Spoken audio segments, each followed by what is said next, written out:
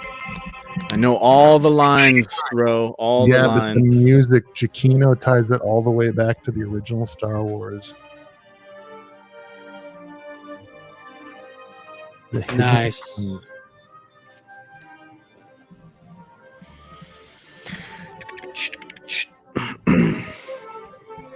We're talking about there's the music.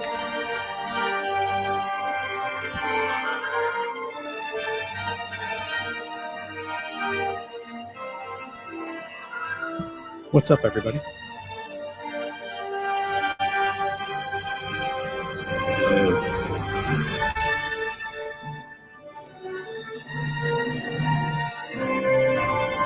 I need your help, Luke. She needs your help. It's going to be hard to podcast if I'm crying from listening to this music. Dude. Amazing. Somebody called David W. Collins because that dude has a direct line to my tear ducts. Mm-hmm. That is true. That is true.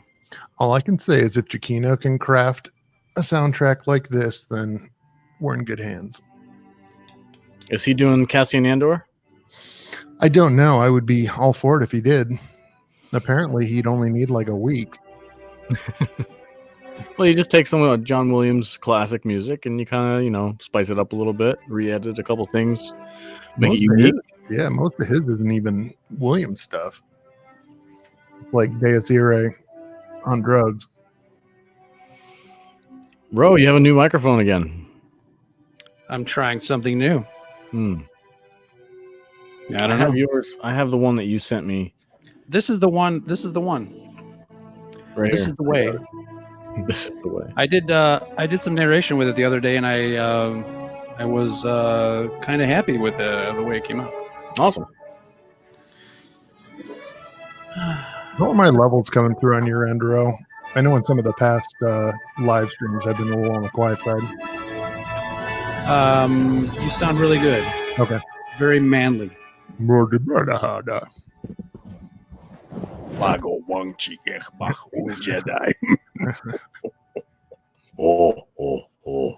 Banta Puru. Welcome everybody in the chat.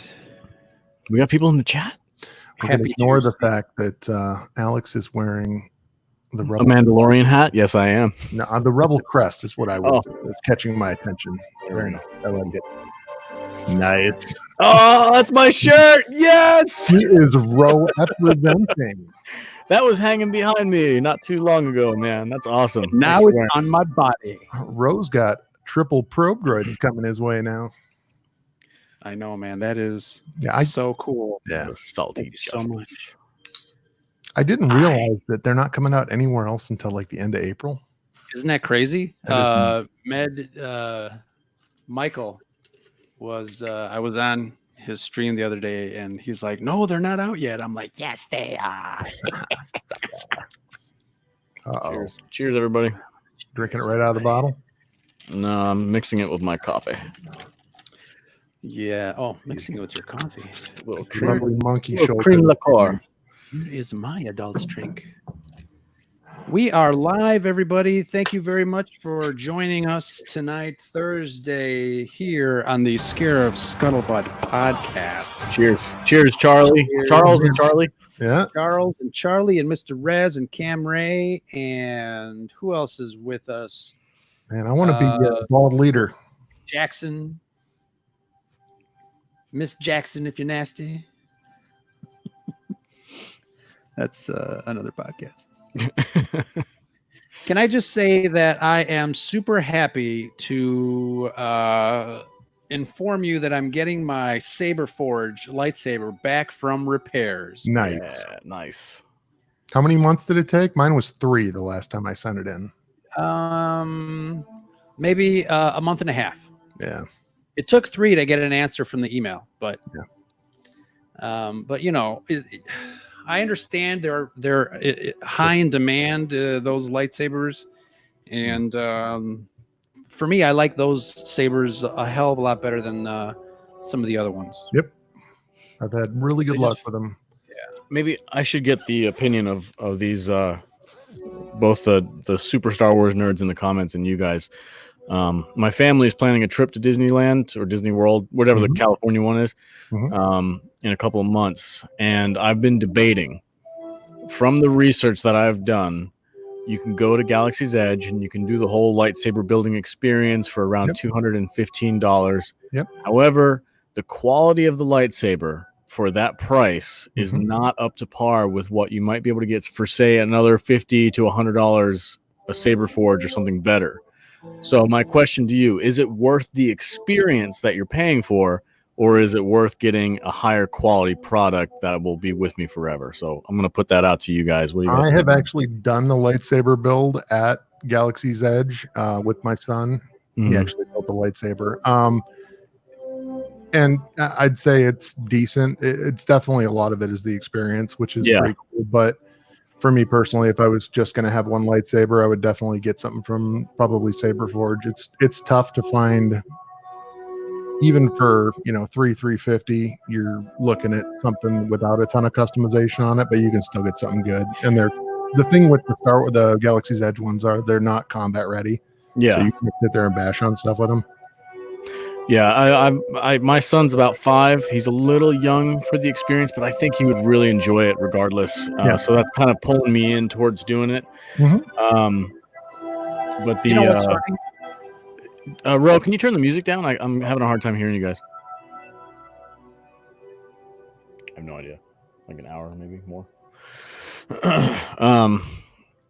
What was I saying? Oh yeah, the experience of doing it and having that time with my son and building a lightsaber, I think would be a lot of fun. But on the point about having something like customized, I don't really need anything customized. I honestly, for like a movie quality, really well built lightsaber, I would want like Episode 4 Obi-Wan Kenobi, or maybe Luke Skywalker Episode 6. Those are my two favorite ones. So I don't know. I'm debating on whether or not, because I hear you have to like go through a line of getting tickets and a set appointment date to get there and all that stuff. And I'm like, man, that's not that hard. Okay. The thing with Saberforge is, if you order it off the Saberforge website, it's going to take a while for them to build and deliver it anyway. They have some of the sabers out on Etsy that are more like pre-built. You get them quicker. So check that. But I got the bottom one is the cheapest one. I got that off the Saberforge web. Actually, no, I got that off Etsy. I got this one off Etsy. Actually, I bought all 3 of them off Etsy. So, but yeah, they're great quality. Right on. When I was at C2E2 this weekend, there were 2 husband and wife Jedi team, and they had lightsabers. And I went to go get a shot of them and asked them if they can do a little action for the camera. And they were holding their lightsabers very delicately. And I'm like, can you guys like do a little something? They told me that the lightsabers that they had were from Disneyland, and they built them themselves. And they didn't like to move them around. They didn't, obviously they weren't battle ready. Right. They were carrying them so delicately that, to me, that's not worth spending $200. But if your son if you think your son is going to enjoy the actual experience of the Disney people, doing their thing and building a lightsaber with them, it is totally worth it just for that. Yeah. I have a video actually on my podcast page on YouTube of my son doing his build at Galaxy's Edge at Walt Disney World, so you can check that out. But the only thing, it's weird because they're super heavy. The hilts they're heavier than the they're made out of like metal, right? They're metal for sure. But they're a little bit oversized compared to what you get at like a Saberforge, because they have this core in them that holds the kyber crystal and everything. So they feel a little bit bigger in your hand, and I don't like the finish on them. The finish makes them look cheaper than what they would be if they would have just done a little bit classier finish on them. So, but if you do game, Disney. Yeah, I know. If you do like the dark side saber, that one looks the best, I think, of the 4 that you can build. It's the power one, right? It's like the metallic finish. Yeah. I know. I've done some research on the different types. There's 4 different kinds, and I think my least favorite is probably the organic one, where it's like leather and stuff like that. That one doesn't look great. But the one that looks the most like Anakin Skywalker's lightsaber is like the power one or something. That has the metal finish with the black rubber. I think that one looks the best. Yep. Cool. Thanks, everybody.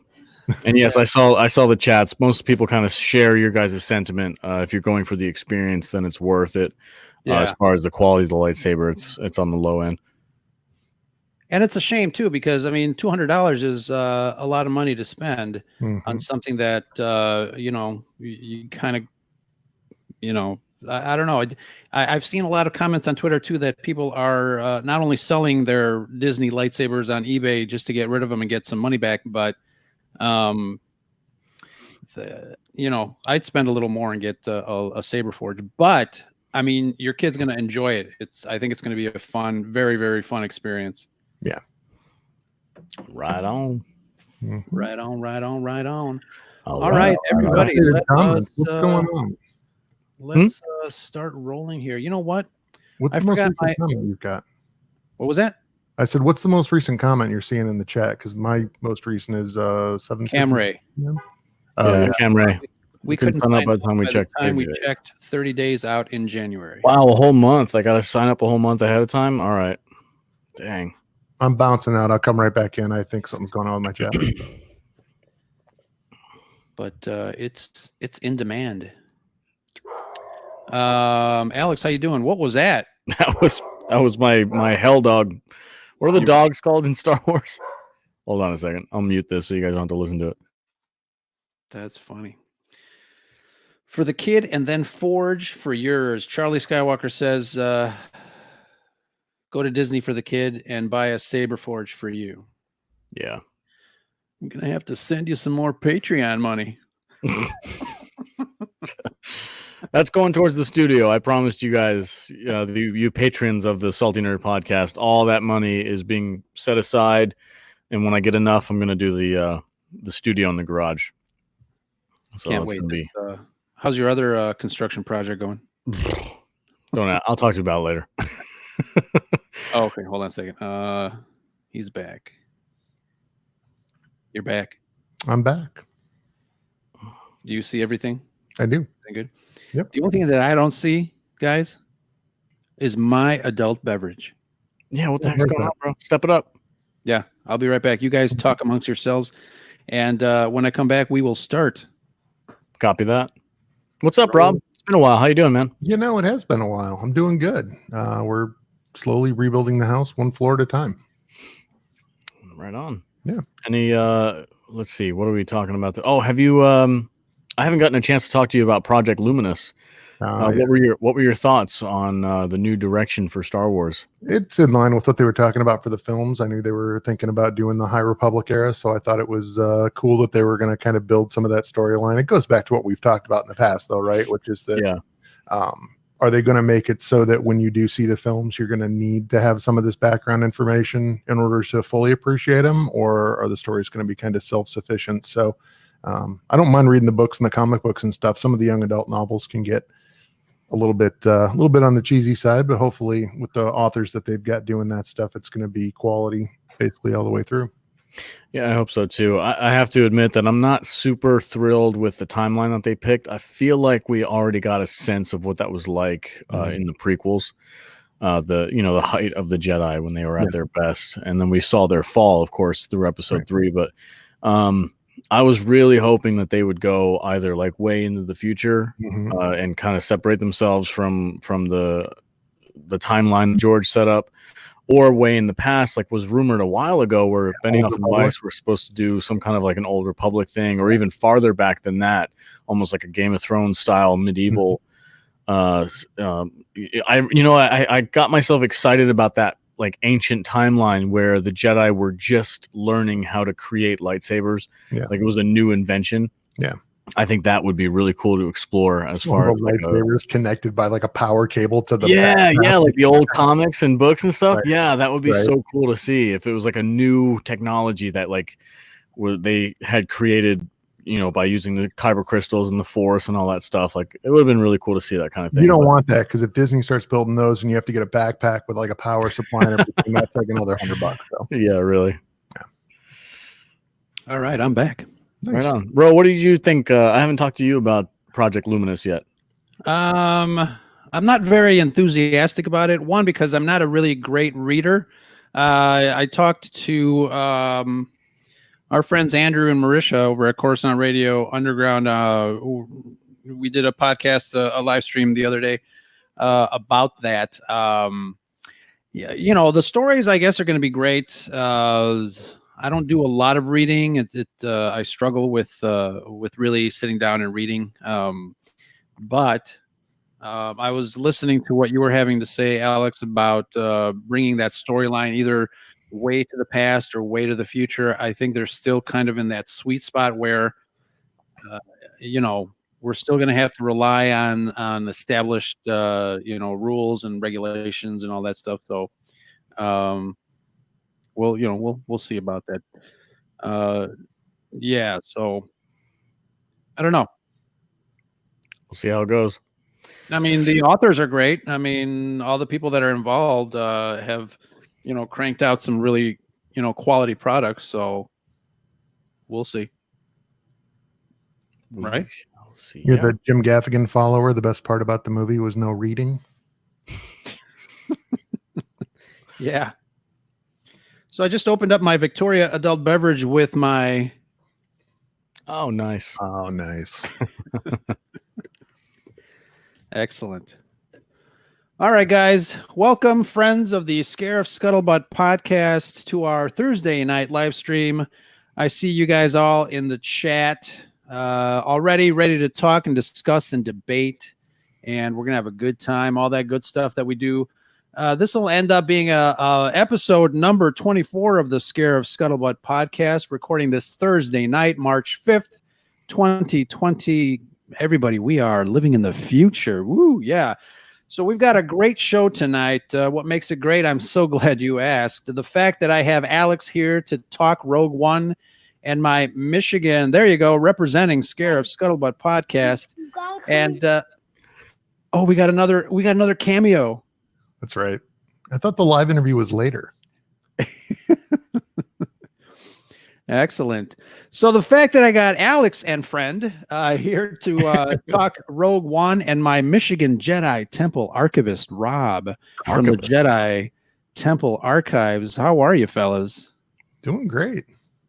Doing great, Ro. I'm excited to talk about today's topic. Excellent. What's everybody drinking? I am drinking coffee, cold brew with St. Brendan's Irish cream liqueur. Oh, nice. Got a lovely monkey shoulder scotch. That's actually a really nice bottle. It is. It's and it's a really good scotch. I'm usually straight single malt, but this is pretty good. Awesome. Star Wars is for kids, guys. Star Wars is for children. That's right. That's funny. Thank you guys in the chat. I know you guys were waiting, and thank you for supporting us and coming on by to talk. We'll post up some comments as we see them. But before we start and bring up our main topic, I just want to remind everybody, especially if you're new. I don't think anybody is new here, but after the fact, if you guys are new, just remember to find the Scarif Scuttlebutt podcast. We are everywhere: iTunes, Spotify, Pandora, Stitcher, podcast.com, SoundCloud, and my personal favorite, iHeartRadio, because I can just kind of call out into the air to my smart speakers and say, hey, whatever your name is, hey, Alexa, play Scarif podcast. And then all of a sudden I hear Alex's voice. I love how Alex has commandeered the Vegas Golden Knights hat as his Mandalorian hat. It's the Mandalorian hat. It's not Vegas. Well, it's the Las Vegas Golden Mandalorians. Excellent. Oh, cool. We got Matt Vader 74 in the chat. What's up, Matt? What's going on, buddy? Let's see. So I wanted to talk to you guys before our main subject today. Apparently, I didn't know today was Remembering Rebels Day, and we had some Rebels Star Wars T-shirts that I've been trying to give away for quite a while. And this is how you do it. This is how you win. You got to record yourself reading some Star Wars news, anything in your best podcaster voice, and end it by saying, "That's the Scuttlebutt." Just post it. tag us, and don't forget to use that hashtag. That's the scuttlebutt at the end. We already had a couple of entries that were really great. Ollie K, donned his best clone trooper helmet and did a little news. We got Cam Ray, who's also in the chat here. And Cam's was amazing. That is correct, Charlie. He did a little, reporter voiceover read. You guys got to check that out. And great renditions of Star Wars newscasters. Just go ahead and read some Star Wars news. Alex, ask me where to get Star Wars news. Where do you get your Star Wars news, Ro? I'm so glad you asked, Alex. You should go visit farfarawaynews.com for the latest Star Wars news. It's all there, guys. It's all there. It's that simple. Just click, log on, and read, and that's that simple. We want to thank Far Far Away News for providing us with top-notch news from the galaxy far, far away. And since you're holding that up, Scare of Scuttlebutt, the Scare of podcast, we are I think we're going to be contributing to the website soon as an affiliates of sorts, and we're looking forward to that. We are out there decimating news of the Star War, and we can't wait to share all that stuff. And speaking of Jedi Temple Archives, Rob, what have you been doing the last few days? I hear you had a mission. Yeah, I've been hunting down some Imperial Probe Droid Black Series for Ro here. So 3 days and 8 Meijer stores later, we have. Man, I am excited. On the way. I am excited. So here's the thing. Somebody posted online on Twitter that they bought one of these Viper droids and they displayed it proudly. And my eyes just flew out of their sockets. It's one of there it is over there. But it's one of my favorite droids, the Viper droid, the Imperial Probe droid. And the fact that Black Series has released it or is about to release it is great. I told Rob, I said, there's the Meijer stores. We don't have Meijers. We do have Meijers in the Chicagoland area, but they're not close. They're like all in the, really far away. Right. I guess in Michigan, they have those out already. Mm-hmm. And I put Rob, gave him the task of going to the stores and trying to look for a couple of them for me. And I really appreciate that. I know you hauled ass. Yeah, I think I was out that night.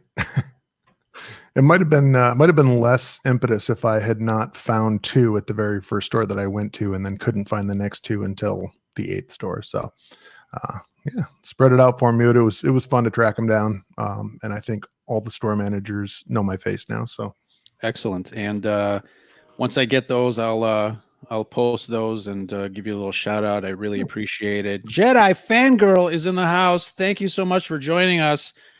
She distracted me a little bit earlier today when I was supposed to be doing some work, and I saw that she was recording her episode regarding Return of the Jedi, another one of our favorites. I hope that went well. I'm sorry I didn't get to leave you a voicemail. I was trying to do it from a computer, but I didn't have a microphone hooked up, so I couldn't. The app kept on telling me that I was SOL. So that was a lot of fun. So did you guys, again, getting that news from Far, Far Away News, did you guys hear about the possible new PlayStation Star Wars game project? It's called Project Maverick. Did you guys hear about that? I heard just a little bit of news about it. I didn't get any details. I don't even know if there are any real details. It's all just speculation at this point, if I'm not mistaken. It's intriguing. New Star Wars games are always intriguing. I haven't played Fallen Order yet. It's on my list. Yeah. It's Fallen on my Order list. is pretty good. Rob, have you played it? Yeah, I played it all the way through. I'd actually go back and replay it because I kind of feel like I was rushing through some spots just trying to make progress and skip some of the storylines. So no, and I know it's up for an award this year for one of the best game storylines as well. Certainly was worthy of that. The gameplay was a lot of fun. Some of the boss battles were pretty rough, but just really depends. And the thing I love about it is it actually added to some of the knowledge we've got about canon. I've done an episode on the Inquisitors. They kind of filled in some of the background on two of the Inquisitors, one of them more than the other, which was a lot of fun. So just kind of having additions to canon come out of that storyline as well was a lot of, just something that I always enjoy. So that Project Maverick screenshot was posted, I guess, on the PlayStation Network. So almost like a placeholder. People are talking about how they think that it might be like a flight simulator of sorts.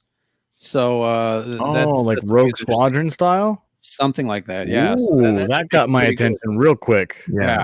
The original X-Wing that came out when I was in college, man, I put so many hours playing that game. Dude, flying up like right up against the Star Destroyer and shooting down the turrets. Oh man, I love that game. Yep. Do you guys like what kind of games do you like as far as Star Wars? Do you like the story games or the just kind of like the first person shooters where you just go after bosses? What do you guys like? I mean, it's a mixed bag for me. I mean, I love the Rogue Squadron, hopping an X-Wing and go into a dogfight. That's a ton of fun. I'm not super into the Battlefront, just multiplayer online. I don't really dig on big death matches with a ton of people and whoever has the fastest trigger finger wins. The storylines definitely sell me the game more than the multiplayer version. But I would love just a full-on single player experience that dives into a storyline. And my all-time favorite dream, if anybody from Lucasfilm ever ends up doing this or LucasArts comes back to life, if they could do almost like a Skyrim style where you are some kind of a force sensitive person and you're going through and you have to like learn these new skills and learn new force powers while you're going through the storyline and a bunch of side quests and just a complete open world experience where you get to fly to different planets maybe or something like that. Like, I think that would be fantastic. That would sell me. I would buy a console just to play that game. Jedi Fallen Order is somewhat like that. Yeah, it definitely is. I like and I love the story. The story games. Battlefront 2 I wasn't too crazy over because like Alex said, it was more of getting to the next level and all that stuff, although it did have a good story. But I love the story in Jedi Fallen Order. I loved the Oculus Quest VR game with Vader. That was an amazing experience. So yeah, I'm a little bit more eager when it comes to games that have story. Plus, nowadays a lot of these games, their storylines are part of canon, so it's really exciting to kind of flesh all those story elements out and add them to your vast knowledge of Star Wars. Yeah. I gotta say, I got a chance to play the first 2 chapters of Vader Immortal, and oh my gosh, man, I was blown away. It's amazing. I gotta go steal my brother-in-law's Oculus to finish the rest of it. But man, if they put more content out like that, I think that would be a great thing too. Yeah, I had to buy the Oculus for, of course, for the podcast for research purposes. But sure, yeah, of course. Yeah. I mean, as a guy that's 6'4", having Vader walk up to you and your chest high to him it's definitely impressive. And there's something about, I mean, even though you've got that controller in your hand when you trigger that lightsaber, it's a lot of fun. So it's really nice. But I would love a great flight simulator. Again, that was the beginning of my Star Wars gaming experience, really, outside of an arcade, was the X-Wing, simulator games. And then they came out with TIE Fighter not too long after that, back in the 90s. So that was always fun. Certainly I'm in line with Ro in terms of the fact that with a lot of these other games, they have built on canon. I even got into some of the, kind of multiplayer, not Knights of the Old Republic so much, but the game prior to that, when you could unlock Jedi, only because I sold one for like $1,500. So, oh, nice. Yeah. Yeah. Well, do you guys remember what was the name of the game? It was in the 90s. It was right around the time that Jedi Outcast came out. But it was very much flight simulator type game. The mission that pops into my head, like as a memory when I was playing it as a kid, is the asteroid field, and you're in an A-wing, and you have your instructor. TIE Fighter. Which one was it? The X-Wing versus TIE Fighter game. Is that what it was? It might have been. I don't know. That's my memory of growing up with Star Wars video games is that type of game, and it's still like nostalgic for me. I went on Steam and I have it on my laptop. I bought all the Star Wars LucasArts games for like super cheap. They were selling a whole bundle for like $40. It was like 9 games or something. But I have them all at my fingertips, and I love to just kind of like go back and reinitiate that nostalgia for those old games. Yeah, there was Jedi or Rogue Squadron, TIE Fighter, X-Wing. There was a group of those. Yep. And I mean, they've got the flight simulator portion of Battlefront, but they really haven't done anything super similar to the original, like X-Wing versus TIE Fighter, that series. If they come out with a VR version of those flight games, oh man, that would be it.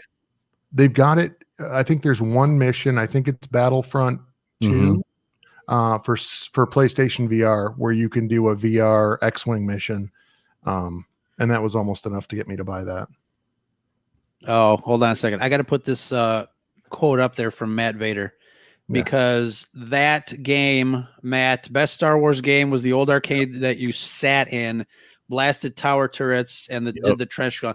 And it, even though the graphics were the graphics were very similar to the readouts in Star Wars, where it's just line art. But I agree with Matt that was one of my favorite games. There was one at the pharmacy down the street where I grew up. And we spent one too many Saturdays there just tossing quarters in that thing, because that thing was a beast.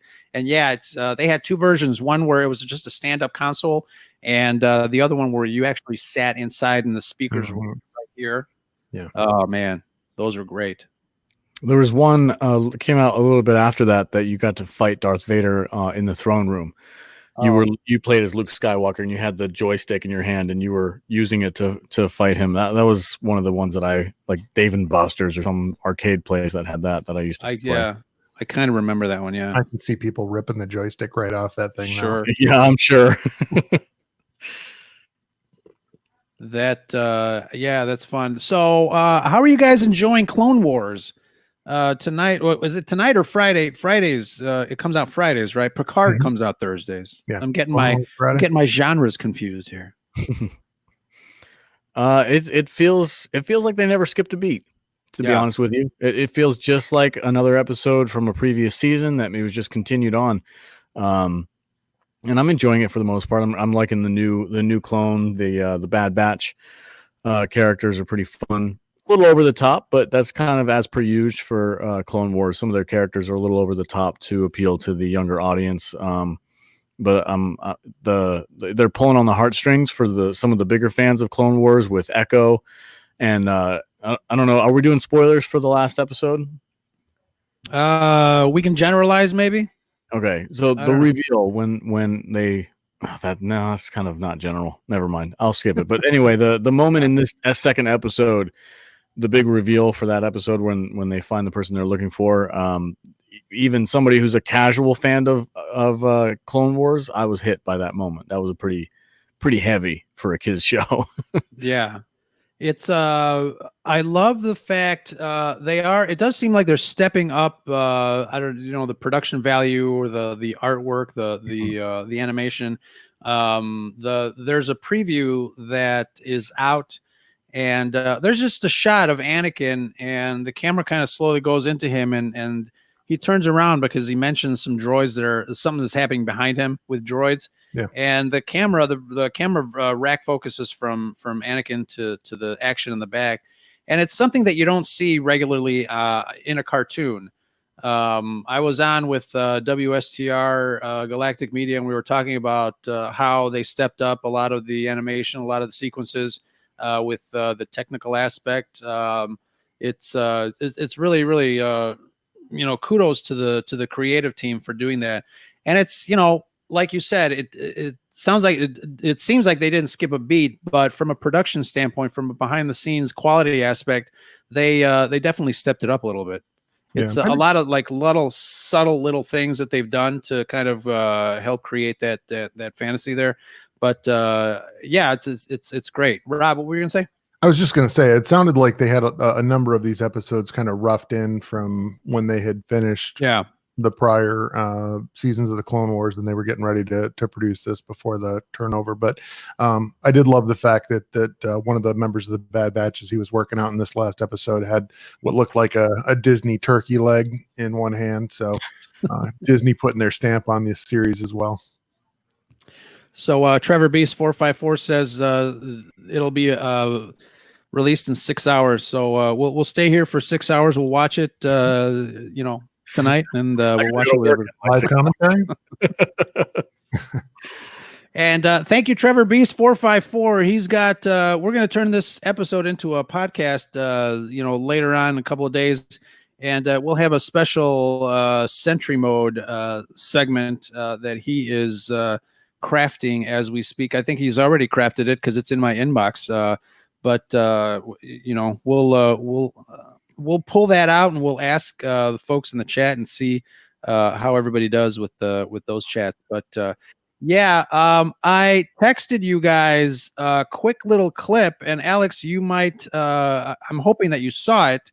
The preview for tomorrow's episode has a little familiar scene that might be a little callback to Jurassic Park. I'm not sure if you saw that. Oh yeah, man, I didn't get a chance to look at that yet.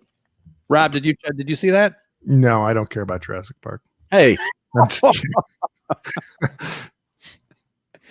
But watch your language. Alex could be triggered with that. So I know, totally. I feel kind of bad because I went hard on somebody because they were talking trash about Colin Trevorrow, and I just went a little bit beyond what I typically do on Twitter. I try to keep it mellow, but I was like, man, stop talking shit about Colin Trevorrow. I do get triggered easily with that, don't I? Charles, I was looking at the chat. I thought for a second Charles said it was part of Pat and his workout poutine, but apparently not. There you go. Yeah. But a little callback. Obviously we've got fans of a lot of franchises out there that are working behind the scenes, and they like to kind of toss each other some little call outs. I saw that preview for tomorrow's episode, or the episode that releases in 6 hours, I guess. Scene? Really? Which are you watching? You sent me. Yeah, you sent me the video. Yeah, the droid. You see the droid's eye kind of in between the door, and then he kind of pops in. That's very Jurassic Park, isn't it? Yeah. All right. Sure. I'll take it. All right, thank you very much, everybody. That was the episode. No. Ro just outed the fact that we just blow up all his texts. So no, I don't. I really try not to. I apologize, Ro, if I ever forget to do something. I know you emailed me a script, and I just listened to the most recent version, or the most recent episode of the Scarif podcast, and I was like, I was supposed to narrate that part. I was like, dang, I forgot. But he gets busy. I know that.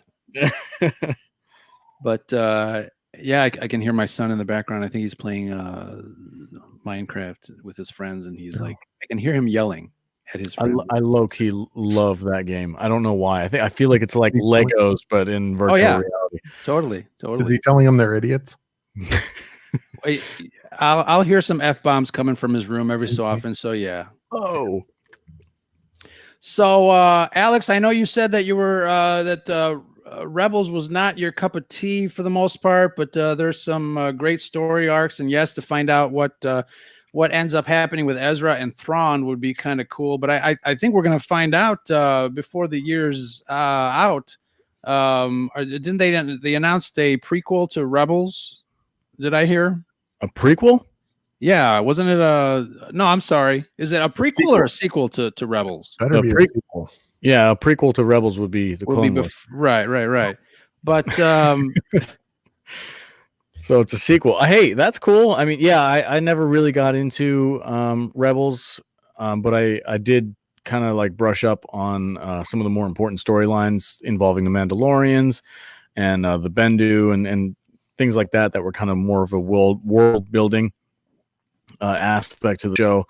And I do have to admit that despite not really being into the show very much, the idea that you have this up and coming Jedi Knight stuck kind of stranded with the great Thrawn on the outer rim or in the unknown region of space. That fascinates me. Like, I'm begging you, go back and give Rebels a shot, because listen to my episode on why you should watch Rebels. Okay. I promise it pays off.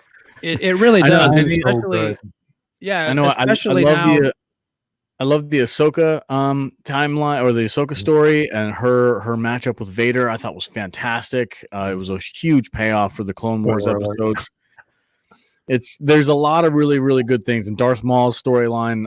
I happen to be, I don't know if I'm in the minority or not, but I know a lot of people were kind of iffy on how Darth Maul met his end with Obi-Wan, and they felt like that was anticlimactic. But I personally felt like that was a fantastic ending to his character, and it's such a great way of honoring Obi-Wan Kenobi as this like very esteemed, knowledgeable Jedi who was able to take down his opponent like that. Like, it needs to be mentioned that, and I don't know that a lot of people understand this, but the way that Obi-Wan defeats Maul is by baiting him to pull the same move that he used to defeat Qui-Gon. So, I mean, if you just watch it, I get why people think it's anticlimactic, but when you understand, because Obi-Wan is kind of renowned for that. There's a lot of little times where he learns from things that happened in the past and he uses them to his advantage in the future. And that is just an amazing scene for something that is just whip quick. Yeah. Not only that, like, there's so much underlying messaging to that fight scene when it comes to Maul and Obi-Wan Obi, but also the callback to the old like samurai movies where this kind of all started, and George Lucas got his inspiration from. Those fight scenes were not long. They weren't like the prequel, like, you know, sword fighting Jedi fights. They were very quick and brutal, and I feel like that was another great callback to that scene where he was fighting. I loved it. I thought it was great, and there's a lot to love about Rebels. It was just like the everyday episodes, kind of in the middle of all that stuff, that I kind of lost interest in it. But I can see why people love it. It's a great show. I think again, Dave Filoni just kind of proves that he knows Star Wars. And now that we have the Mandalorian, I'm sure, you know, obviously now seeing what we saw at the end of season 1, you know, it's he's going to bring in a lot of stuff that we saw in Rebels, and I don't know if a lot, but he's definitely going to introduce a lot of story points, like you said, Alex. The Mandalorians and their struggle. We're going to get to see a lot more of that, and it's fascinating to me to have been able to bring in, you know, characters from the cartoons into the real, you know, the films, the real live action stuff, similar to what they did with Saw Gerrera and in Rogue One. Yep. Yeah, Shannon's got a great question. Yeah, first of all, Shannon, you got to change your thumbnail, because every time you post and I see Shannon, I'm like, that's not Shannon. So I read somewhere that Cassian is going to start shooting in England at the beginning of June. So I'm very excited on that. Do we think that Galen and Krennic will appear in Cassian? I'm not sure. Krennic, I don't think so. I'd almost like to say that you know, we're going to get new characters. I definitely would like to see Emphas Nest. I definitely would like to kind of there's some possibilities of crossover between the underworld that we saw in Solo and some of the goings on in the Cassian series. So I hope I definitely hope that we see some sort of crossover there, especially, you know, if we want to jump right into our topic, you know, there's definitely kind of you know, a graying or a blurring of the lines. You know, the Rogue Star Wars, we were always used to, you know, the good guys are here and the bad guys are here, but Rogue One really kind of threw a wrench in the mix at the beginning of the film, where Cassian kind of just, you know, kills that informant just to protect his butt. I mean, that was pretty gutsy. What'd you guys think of that? It's a reality of war. I mean, I think that it gets alluded to, and especially in the original trilogy films, certainly with the Death Star 2, the fact that many Bothans died had, to bring them that information, and there are hints that there are intelligence operations going on in the background to unearth this information that they're using to basically stop the Empire from crushing the galaxy. But certainly, in any warfare, you're going to have people who are going to have to take extreme measures and blur those lines. And I thought that that was actually one of the things that made Rogue One so gritty. That and the fact that it was done in a way where, especially with with Cassian, he's talking about the fact that he's been in that fight since he was 6 years old, and he was really raised on that. I mean, it was not.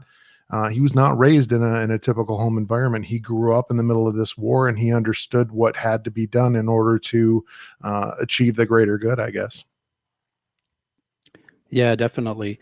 So let me ask you this. I'll pose the first question. We all know what happens in the end in Rogue One. We know what the story kind of curtails. But overall, do you think it works? Do you think the film works? For me, it does. I think the introduction, the first half of the movie, introducing all these new characters and why they matter to the storyline, I think that worked out really well. I'm a big fan of Jyn Erso. I think her story is really cool, how she's kind of on the fringe of not being a rebel and also not really being into the Empire. Like she's mentioned, I just keep my head down and mind my own business, but she always ends up getting herself in trouble. So I really enjoyed her character, and Cassian Andor. I think there's a lot of potential there, especially for his series. I happen to think that Krennic could show up in his TV show. I don't think the Erso family will, because I feel like if Cassian Andor knew about them previous to Rogue One, it would kind of muddle the reveal and the whole plot of Rogue One itself. But he definitely could have heard of him. It's known that Galen Erso was some part of the weapons division of the Empire, so the name has been floating around there, but I don't know if we'd ever actually see him on screen. But I think Krennic could play a part. They could bring Ben Mendelsohn back and have him in the Disney Plus TV show. I think that'd be kind of cool. But yeah, I think the show works great. All the characters, I fell in love with them in the first. Donnie Yen's character, his sidekick that he has. They're so much fun to watch. K2SO and Cassian's banter back and forth is some of the best droid-human relationship we see in Star Wars, short of Han Solo and C-3PO. Sure, it's just a ton of fun, and I think they did a really good job in kind of getting you to care for these characters in such a short period of time. Here. Now, it's funny because when you had sent the show notes out and you were talking about, bringing a cartoon character into a live action film, and my first reaction was, well, Chopper wasn't in it that long.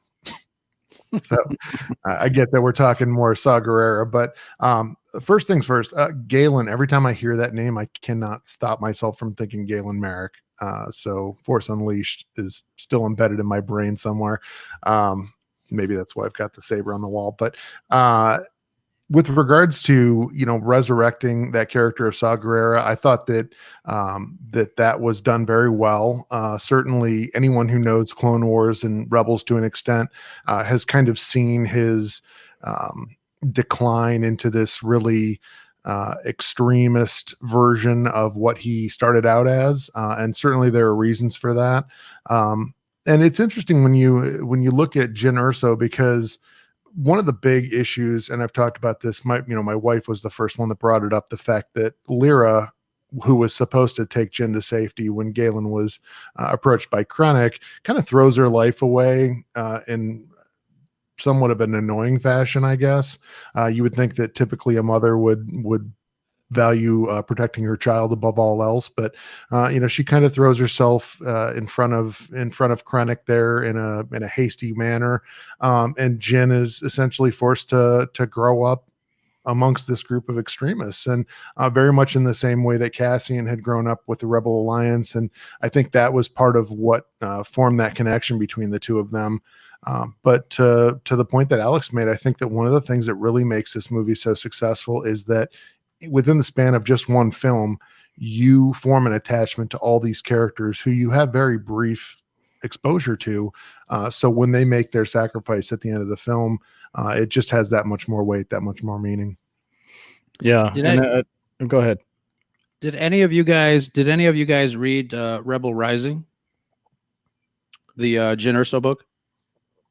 No, I didn't know she had a book. I read the prequel to Rogue One. What was it? Catalyst, Rogue One Catalyst, or something. Oh yeah, like that. I read that one. And I think it was the relationship between Krennic and the Erso family, and where they kind of got their history from. Yeah, Rebel Rising was interesting because it shows the relationship between Jyn Erso and Saw Gerrera, and you get a glimpse as to what they were doing for those many years. She was part of his gang, basically, writing fake, code clearances and IDs and things like that. But you get a glimpse really of how, I guess, how he does go down that spiral, Rob, that you had mentioned. And obviously we can kind of extrapolate what his mindset was after he lost his sister on Onderon during the Clone Wars storyline. And after that, there's also a comic book. One of the older Star Wars comic books has a story arc with him and his Marauders. They were basically just terrorists. I mean, they were the type of freedom fighters that would if they were after an Imperial general, they didn't care if he was in public. They would just go to town and do the deed, and collateral damage be damned. So they were very extreme. And again, that's one of the things that surprised me about Rogue One, that it kind of introduced, and not for the first time, because obviously you had Clone Wars and you had the comic books, but it really kind of blurred the line between good guy and bad guy, and you really saw a lot of that. Yeah. Yeah, and Shannon brings up a great point. Do we think we're going to see Saw Gerrera? I think absolutely we should. Yes, we definitely should. He has a very close and kind of, I don't know what the word would be best describing it, but a relationship with the Rebel Rebellion, the Rebel Alliance, that is kind of like back and forth, where they know that they need him, or they need people like him, but at this time they don't want to be associated with him. Right. Almost, because he's too extreme. His actions, right? Yeah, they're like, yeah, we like what you're doing, but we can't, openly be associated with you because you're kind of crazy. Right.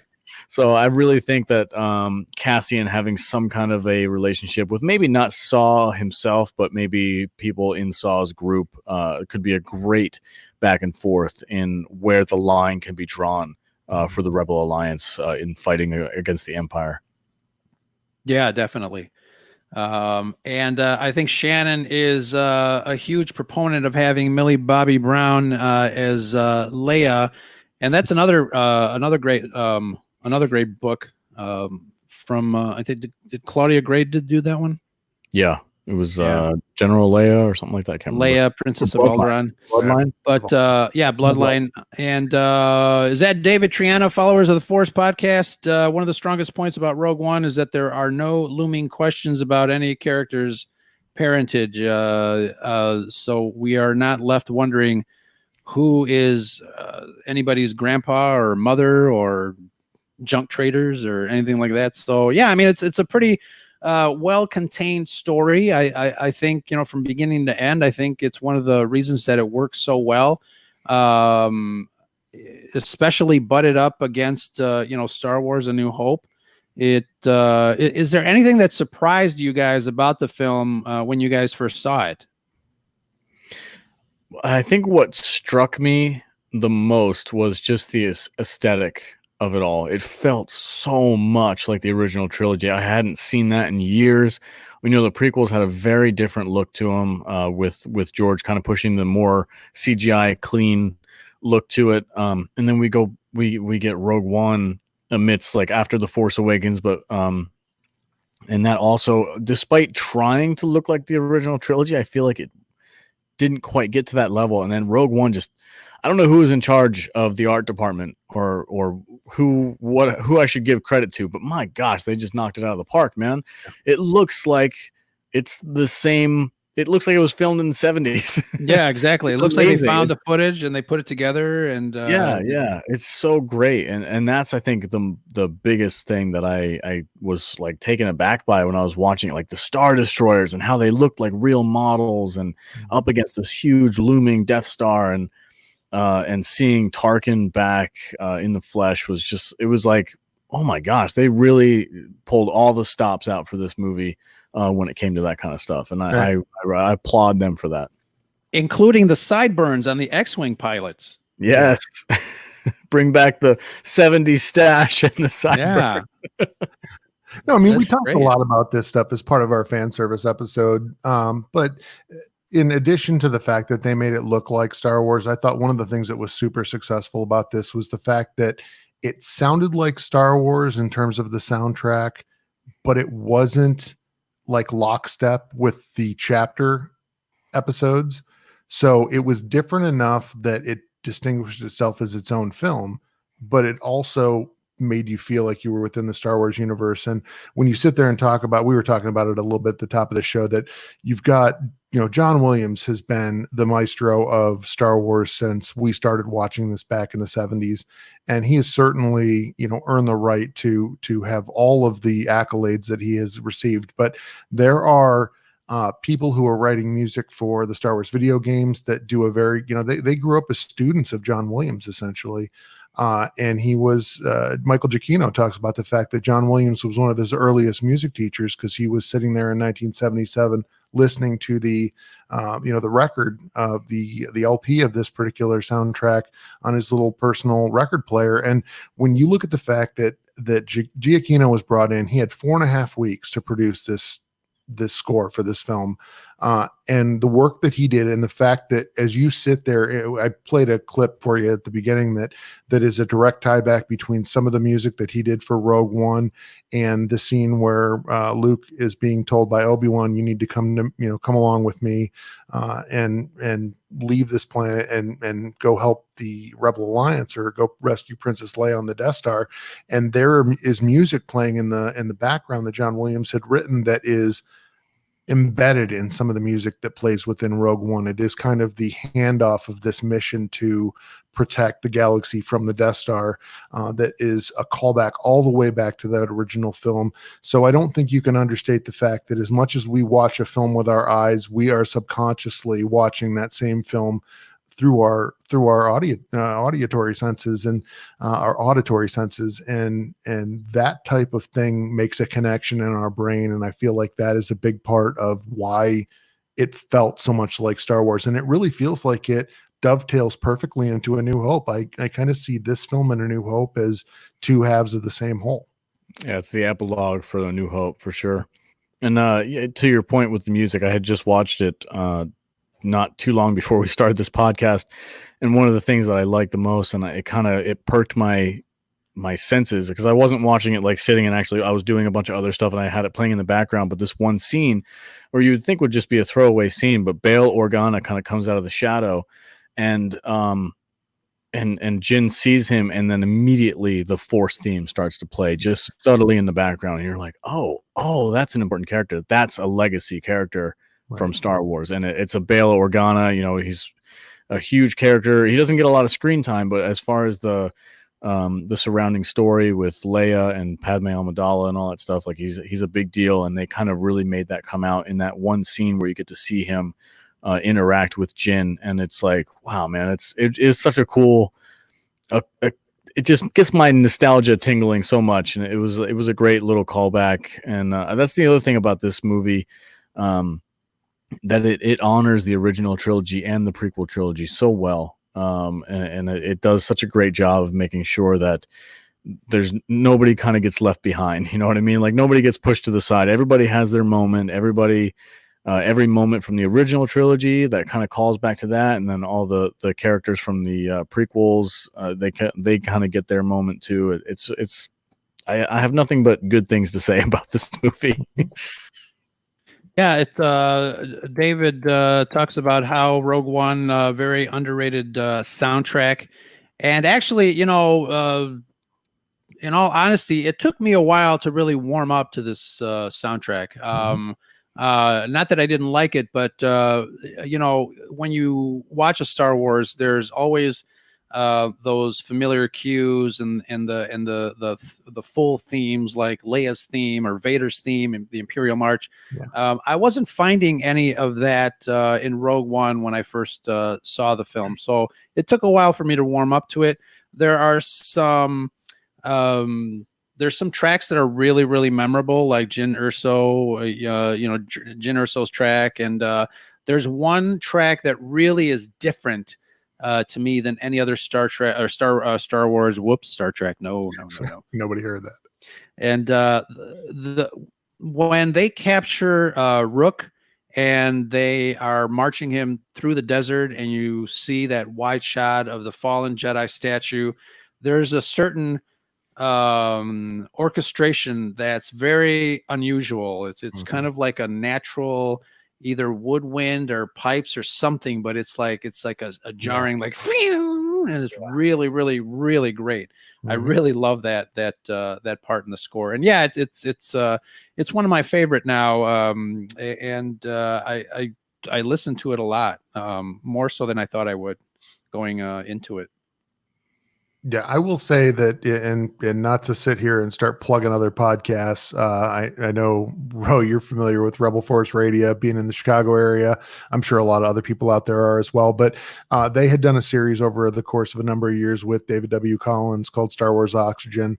That unfortunately ended after episode 38, which was the first episode they had done about Rogue One when that soundtrack came out.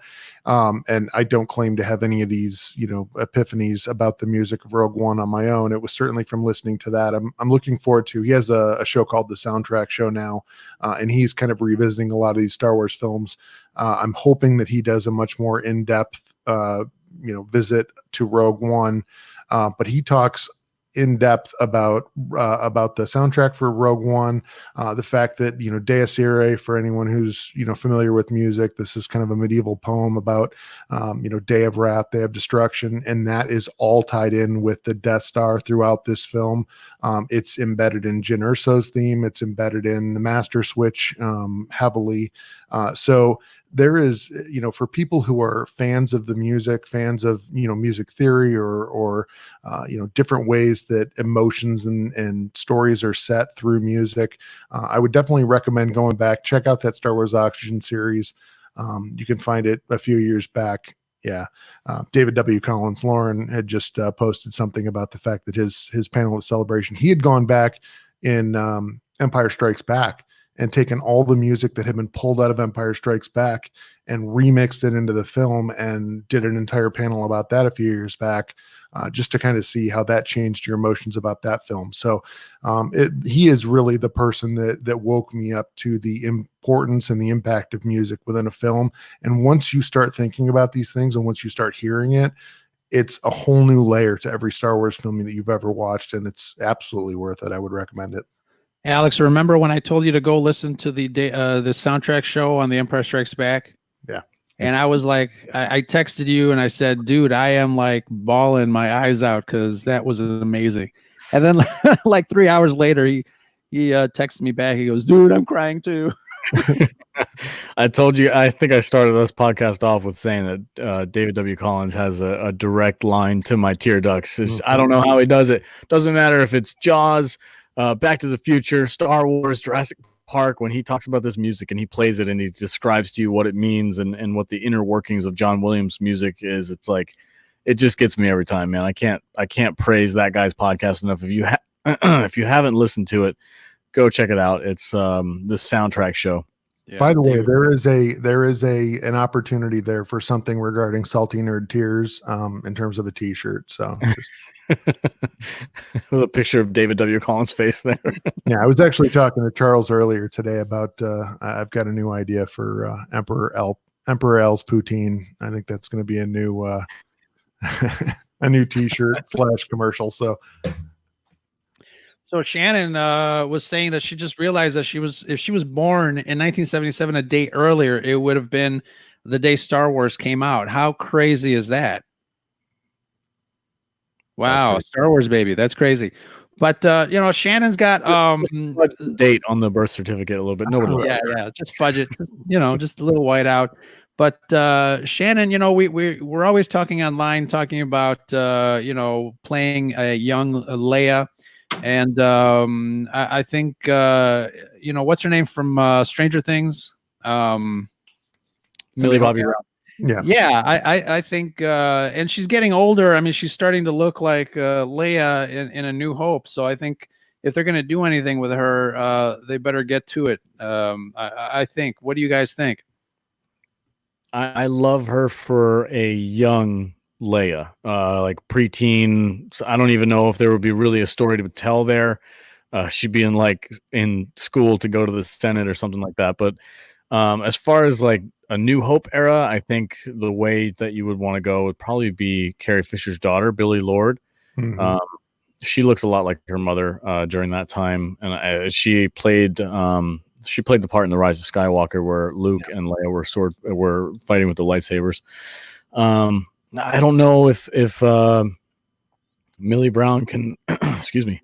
I don't know if she can pull off the older, like 19-year-old Princess Leia. I don't know. I'm not against it, but I'd have to see some photos and some composites of what it would look like.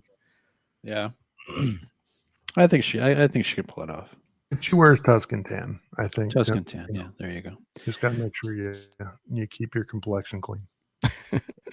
Yeah. And to the point about Sebastian Stan, he is eerily close to a young Luke Skywalker. If you take a look at that, yes. If Lucasfilm ever decides to do something in between A New Hope and The Empire Strikes Back, or even post Return of the Jedi, Sebastian Stan is definitely the way to go.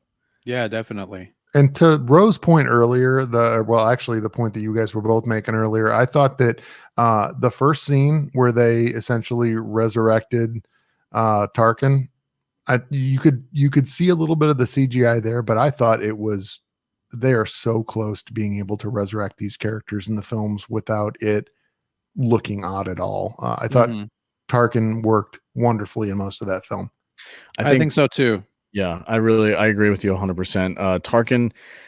Tarkin was really well done as far as the CGI goes. I think it was as close as they could have gotten with current generation of technology. However, I have to disagree with Leia. I think the last scene where she turns around and she says, "Look at this, it means hope," like that was a little off. I don't know why. I'm not really sure what the cause of it, how they got Tarkin so right, and they kind of dropped the ball a little bit on Leia. So I don't know if they're quite there yet. And that also brings up, I think we've talked about this before, the idea of like resurrecting dead actors, right, to portray these classic characters. I'm like, what? At the point where like Peter Cushing has been gone for quite a while. I think he died in 1992 or something like that. Like he's been gone for quite a while. If they had just used the actor that was doing the motion capture for Tarkin, I mean, he looked a lot like Peter Cushing as is. Right. A little bit of makeup, maybe some digital makeup.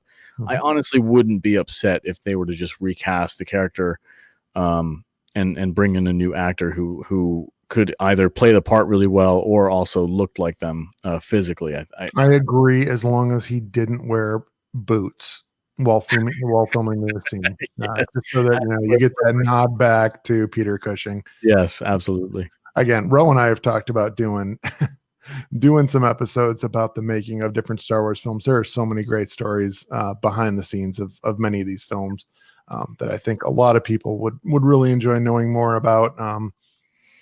So that's definitely one little Easter egg. Yeah, that's guys our age, guys our age, who grew up with Star Wars, especially someone like me who really wanted to absorb as much behind the scenes stuff as I could. I mean, I can tell you a whole bunch of stuff that happened based on the stuff that I read. A lot of new fans coming up. It might be new to them, so it definitely would be something fascinating to take on. But David, Followers of the Force, says, I think Lucasfilm is going to be wary of recasting any roles after Solo. I kind of tend to agree. Everybody is saying, even after The Rise of Skywalker, I think everybody is saying they want Ben and Rey to come back and what's going on with their story. I just think there's a lot of water under the bridge, and I think their best bet right now is new characters, new stories, new timelines. I don't think that Disney wants to mess with Star Wars from that point of view again, at least not for a really, really long time.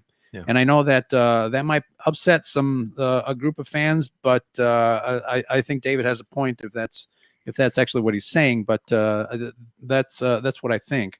Yeah, I for real talk for a second, I don't want them to mess with any of the OG characters. Leave Luke, Leia, Chewbacca, C-3PO, R2-D2. Just leave them alone. Let them live in the movies that they're in right now, and move forward and create new original characters of their own. That being said, if they decided that they did want to tell this story with a Luke Skywalker of a younger age, the fan casting in my head would be Sebastian Stan. If they wanted to do young Princess Leia, it'd be Millie Bobby Brown. There's people out there who could take on those roles, but I would prefer that they just left them completely alone. Well, and to your point, I was of the same opinion. I know they've kind of settled in this High Republic era to approach with the Project Luminous and some of the future films, but I certainly would have hoped that they would have gone a little bit further back. Certainly the Old Republic era is rife with possibilities for storytelling. I don't know what it would have looked like if they'd have gone into the future. I don't know if they have enough to anchor themselves. I'm sure there's people at Lucasfilm that would have come up with some good storylines. All they need is a good writer. I mean, a good writer can, take some of these story elements and maybe possibly kind of pick and choose and see what happens. I mean, well, in that goes to the point you threw something in the story notes or the episode notes about the controversy that has surrounded some of these films that have come out kind of in the Disney era of these of the movies that they put out. And really what it comes down to for me is that every one of those controversies is around the fact that they are trying to craft a movie, but they don't have a solid idea in their head about where they want to go with it until they get late in the process. And with Lucas, he understood that it was all about the story. I mean, you look at the reason why Disney ended up acquiring Lucasfilm. Lucas always had an affinity to Walt Disney because they were both storytellers at heart.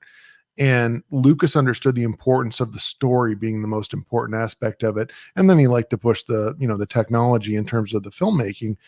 But you have to start with a good story. And then everything else works itself out. And I think if they get to the point where they start going back and centering these things in a good story, they're going to have a little bit more streamlined approach to putting out whatever the films that they're going to produce. Yeah, I agree with that sentiment. I think, now that we are past episode 9, we kind of see that planning was not their strong suit. No. So, talking about that specifically, I mean, now that we're several films removed from the beginning of the Star Wars Disney era, each film having some sort of controversy behind the scenes, how does that play into your guys' personal enjoyment of the film? I know for some people, they see that directors are fired and story writers, script writers are, their scripts are tossed in lieu of new scripts that might not be as good as, the stuff that they threw out. I mean, how does that play into your enjoyment after the fact? If it does at all? If the movie is... if the final product is good, in my opinion, like Rogue One is a good example of that. If the final product is really well done and it was enjoyable, the behind the scenes drama doesn't really bother me that much. I know Gareth Edwards came in, he had a certain type of script that he had written. the last minute. They had some changes. A new writer came in to kind of polish things up. According to that writer, I can't remember the guy's name, but according to an interview with that writer, he said he saved the movie. It was a disaster, in his words. And so he kind of polished it up and saved it. I don't know how much of that is either him just kind of pumping himself up, or if it's actually true that Gareth Edwards didn't quite have it right and they had to fix it. But needless to say, Gilroy? Yeah, I have no, I don't Gilroy, I think. Yeah. But he's a solid writer. He's done other really good work. So according to him, he came in and he saved the movie. And if that's true, great, awesome. Thanks for saving the movie and making it better. But when it comes to movies that maybe didn't do too well, the behind the scenes stuff is just, it's too hard to swallow. It's like Solo. Like we all know Solo had to reshoot like 60% with Bryce Dallas Howard's father, Ron Howard. Yeah, Ron Howard, yeah. Opie Cunningham. That is a generational cue if I've ever heard it. I had to go Bryce Dallas Howard's father, Ron Howard. Ron Howard had to come in and kind of and take over the project, and he had a huge weight on his shoulders, as far as I'm concerned. And I give him all the breaks in the world. Like, I don't blame him for any of the failings that Solo had. But you can tell that behind the scenes drama really affected the final product in a negative way.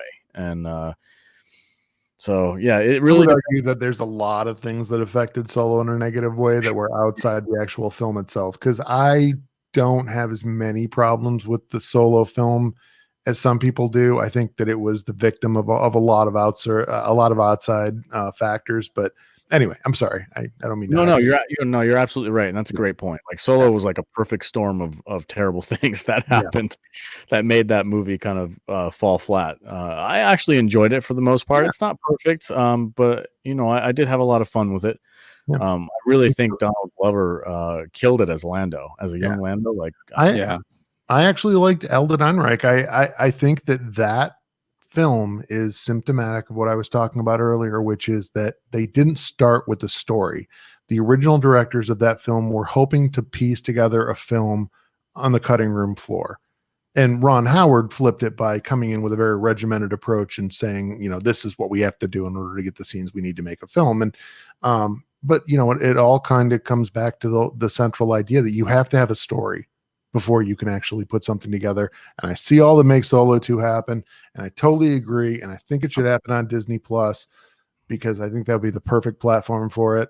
But yeah, I mean, coming on the heels of The Last Jedi, I think was rough. I think that it did not get marketed at all.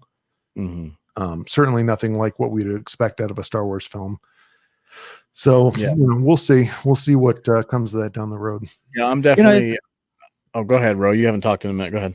No, I was there's a couple things that I'm going to mention and post up on the from the chat. But I wanted to say, the whole thing about marketing. So when Solo first came out, I did see billboards. I saw some TV ads, and maybe probably not as many as everybody is used to. The other argument was, Solo is a film that nobody asked for. Right. And I kind of didn't understand that argument. There's a buddy of mine that was like his biggest thing. It's like, we didn't ask for a Solo movie. I didn't. So I don't understand that either. I mean, we didn't ask for any of these movies, but we're getting them. Right. So, the biggest problem for me with Solo was, unfortunately, and I'm sorry, Lauren, was the casting. I think he did an okay job. I just think that the caliber of actors between Alden and Harrison are like very separate. I mean, Harrison, you got, and we've talked we talked about this with Dominic Pace. He's got that male presence. Yeah. He's got that weight, that gravitas of masculinity, and Alden, it's not there for him yet, as in my opinion. So I think casting for me was the biggest problem I have with Solo. I think he was at a disadvantage. I think because of what was going on behind the scenes. I think he was trying to get his own kind of character going. But I mean, filling the shoes of Harrison Ford as Han Solo is nearly impossible. And I don't even. I know a lot of fans like the idea of Anthony and Gruber. I think that's how I say his last name. The guy from Age of Adeline, to play a young Harrison Ford. Which, I mean, admittedly, he does great impressions. He really does. He's solid as a young Indiana Jones. But I just don't see if that qualifies him as leading a movie as the main star. Well, so I understand why they would want to go with somebody else and not just somebody who does impressions. I'm not trying to take anything away from Anthony. I think he's a solid actor. I'm sure he does great work. I know he does some voiceover work as well. So someday I hope he gets his chance to shine. But I'm trying to spitball, like, why wouldn't they pick him? I think he's a guy who does impressions on YouTube. So it's kind of, there's a caliber difference there between an actual actor who has been in other movies. I think he was in Hail Caesar, a Coen Brothers movie, and a couple other projects too. So there's that aspect to it. And I totally forgot what I was making my point about. How big a cutter do you have to be to want to fill Harrison Ford's shoes? Right. I mean, and to the point that you were making, Ro, I agree with you. I mean, he was not quite there to the point where he could, quote unquote, step in and be a young Han Solo. But I think that's kind of what made it work for me, was that Han Solo wouldn't even have been a young Han Solo at that point. I mean, he was just kind of developing. He started out as this young, idealistic, I've got a really good feeling about this, right? The only time we see that within any of the films. Remind me what the timeline is. It 10 years before A New Hope? So 10, he's 20. 15. I think it was 10. Yeah, because they made it. They made it a point to tell us how old Chewie was. So we knew that in Star Wars he was 200 years old, and in Solo he was 190 or something like that. So and Michael Tumet is telling me that I know I'm comparing a 40-year-old dude with a 20-year-old dude, but I just, for me, I would have loved to have seen them just a little bit more closer in character. But that's just me.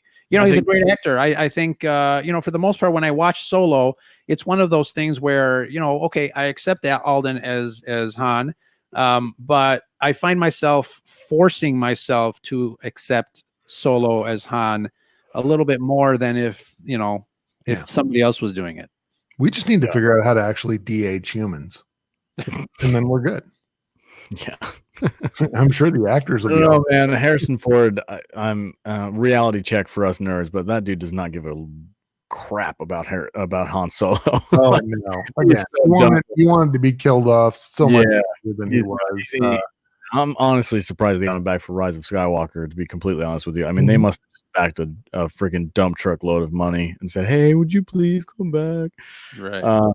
But yeah, I think if they're going to do another a Solo kind of adventure with the whole crew from that movie, Disney Plus is definitely the way to go. No, and it'll give Alden a little bit more room to develop his character, and maybe he can grow into that character that you're looking for, Ro. That kind of having that gravitas and having that screen presence, he can kind of find his groove and work in there. Because I do think that a lot of the banter between him and Chewie worked really well.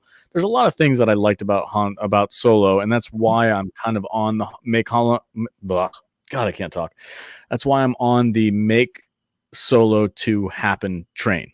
Yeah, I like that idea. There's a lot to love about that movie that I think deserves a second chance without all the background drama. Yeah, I agree. This is the downstream of a live stream, or the downfall of a live stream. We all step on our tongue at some point when we're podcasting. We can edit it out, but live stream, you're exposed. Stuck with it. I'm just an idiot. Sorry, guys. No, I'm right there with you, dude. I give you full props for wearing the Rebel crest on Rebels Day. Oh yeah, that's cool. Yeah, I've got something else.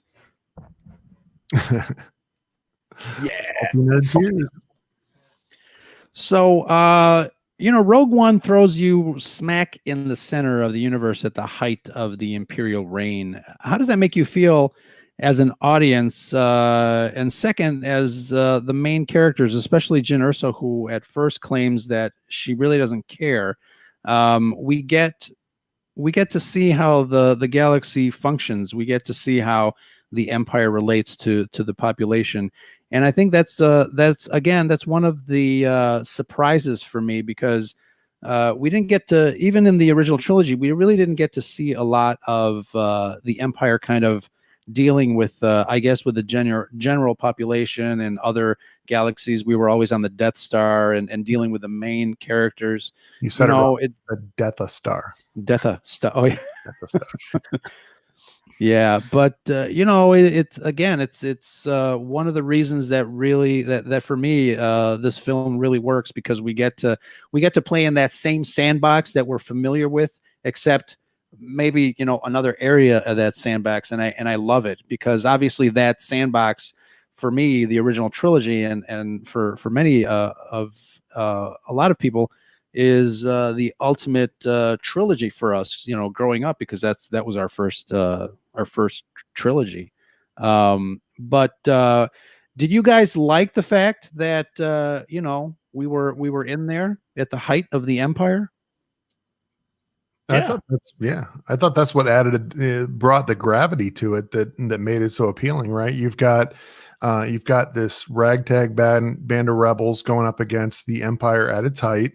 That none of these are characters that you see within any of the original trilogy, prequel trilogy, sequel trilogy films. So they're all at risk. They could have survived potentially and just been kind of background characters. But and with regards to Jyn Erso, right, the fact that she claimed that she was okay with the Imperial flag flying high as long as she kept her head down. But it really took her being put in a position where she had to kind of put all her chips on the table, because she knew, she was a survivor. Her character was all about survival. And for her to actually make a difference, she was going to have to expose herself to not surviving. And ultimately that's the decision she made. And that's the decision that all the members of Rogue One made. And again, the fact that they made us connect with these characters within the span of just a regular film, not even a trilogy, just a single film, to the point where you cared about what happened to these characters, is what made that film work so much. Yeah, and her adventures with Saw Gerrera before we meet her in the book Rebel Rising really encapsulates too, how she just kind of, did her thing, and I mean, she was missing her family. I mean, we talk about the role of family in Star Wars, and we have to give a lot more credit than people usually do with family and how they're portrayed in Star Wars. And can we talk about how freaking awesome the Death Troopers are? Like, what an addition to the Empire's army. Like, those things didn't exist until Rogue One. They could hit stuff. They had hints at them. If you're talking about like old 90s games, you got the Death Troopers from like Jedi Outcast, and the I can't remember specifically what they were called, but they were essentially the same thing, like a super high class version of the Stormtroopers that wore like metal black armor. And they brought that to life in Rogue One in such an awesome way, and they were so cool looking. And I think on scene, Gareth Edwards made sure to use local militia or local army members from the area that they were filming in to play those characters, so that they would have a real like special ops feel to them. I'm like, that is so freaking cool. So you want to talk about like the height of the Empire? We got to see new troopers that we hadn't seen before, whether it was the Shore Trooper or the Death Troopers, new fighter TIE fighters. I can't remember what were the ones called where they had like the aerodynamic shape to them. Oh yeah, I can't remember. I can't. Maybe somebody in the comments can Google it real quick. But it was really cool to see the imagination kind of run wild as far as like this is the height of the Empire. These are all the special units that they have at their disposal for these special ops organizations and stuff. It was really cool, and I'm glad to see them being used in shows like The Mandalorian, where they weren't just like a one-time thing. They're around now for a while. So I'm waiting for those Shore Troopers to show up again, man. Those things look so cool on screen. Yeah, we our logo is part of. We gave the Shore Trooper our logo design. There you go, right over there. Yeah. By the way, and anyone who's looking to pick up a helmet like that, Anovos has got a 25% off sale going. It's actually the ATCT, the cargo drivers, but they got the same style helmet, and they're 25% off. It's ridiculous what the prices are, but they're legit. I've been looking for one. Yeah, me too. Anovos, look for their March sale. Yeah, 20% off. That's nice. Yeah. Yeah. What was I going to say? Rogue One has one of the best rollouts as far as variations on stormtroopers, and I love stormtroopers. They are the best. Shore troopers, the tank trooper in Jeddah City. Mm-hmm. That scene was just fabulous, wonderful scene. But yeah, definitely get down to get some of those. What else do we got, guys? Somebody, I think Matt, I was going to push back a little bit on Matt's comment, because I don't know if he was being sarcastic or if he actually was being serious about, I think a couple of minutes ago, we were talking about some of the reasons that Solo was kind of, didn't do too well. Right. And, everybody blames Star Wars fatigue on that. And again, I don't know if he was being facetious. I never was one to believe in the concept of Star Wars fatigue, because Alex, you and I talked about the fact, even before Mandalorian came out, we're going to be getting a Star Wars every week. So I'm not sure that Star Wars fatigue, when it comes to, having Solo as a film come out 6 months later after The Last Jedi, was an issue at all. So I don't, I'm an agnostic when it comes to Star Wars fatigue, because give me some more Star Wars any time of the day. I'll take it. Yeah. I don't buy into that. And the proof of concept is Marvel. Marvel pumps out billion-dollar movies every 6 months, and they do just fine. So it is really all about fan hype and audience, getting the audiences involved and getting them excited for new stories and new characters and stuff like that. And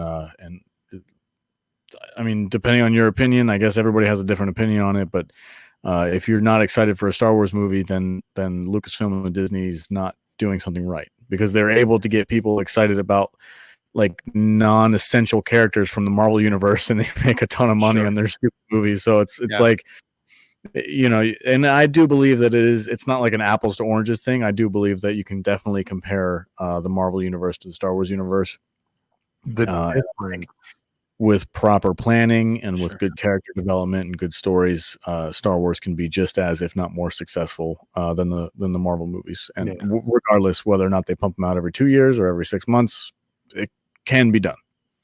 My argument there would be that it's not about Star Wars fatigue. It's about, we don't have a story. Again, I'm going back to the story thing. And the advantage that Marvel has over Star Wars is that they are riffing off storylines that have already been established in comic books.